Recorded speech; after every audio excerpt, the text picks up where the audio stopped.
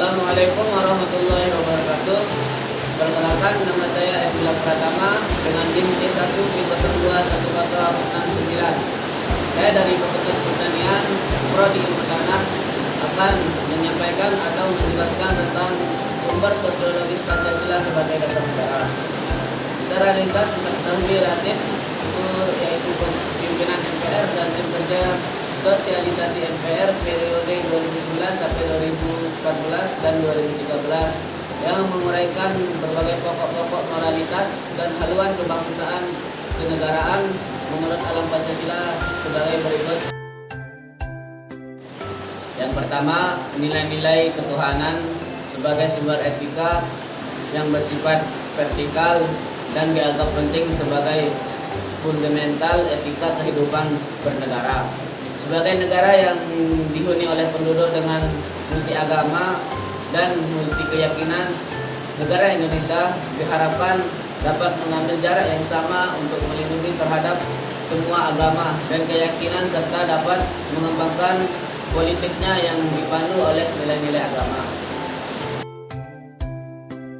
Berikutnya yang kedua adalah nilai-nilai kemanusiaan universal yang bersumber dari hukum Tuhan, hukum alam, serta sifat-sifat sosial atau bersifat horizontal. Ini dianggap penting sebagai fundamental etika politik kehidupan bernegara dalam pergaulan dunia.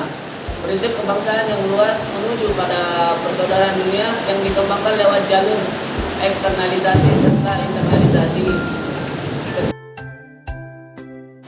Yang ketiga, nilai-nilai etis kemanusiaan harus mengakar kuat dalam lingkungan pergaulan kebangsaan yang lebih dekat sebelum menjangkau pergaulan dunia yang lebih jauh.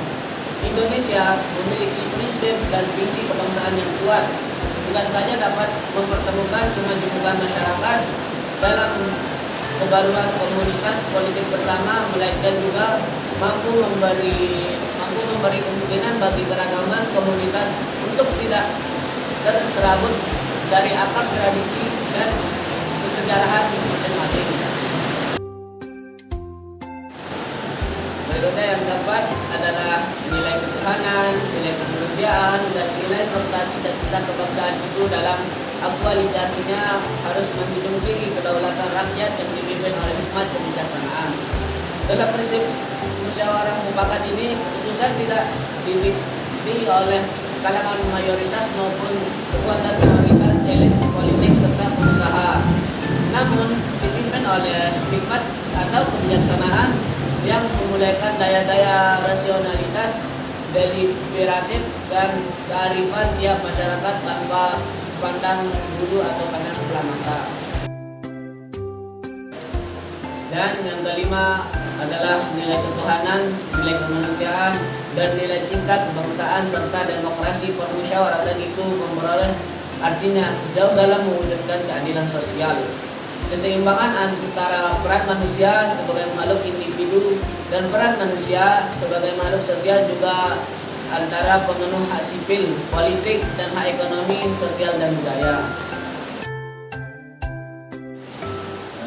Dari pandangan-pandangan tersebut itu berlandaskan pada pemikiran Lawrence de Haan, Suprapto, Bahar, dan Arianto 1995 dengan nomor 124 yang menyatakan bahwa keadilan sosial setidak-tidaknya memberikan pengaruh pada usaha menemukan cita negara bagi bangsa Indonesia yang akan membentuk negara dengan struktur sosial asli Indonesia.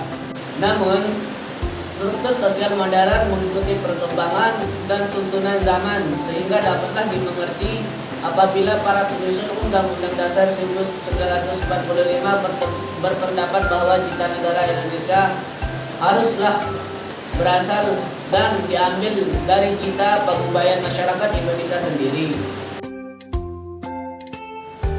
Baik, mungkin sampai sini penjelasan tentang sumber sosiologis Pancasila sebagai dasar negara.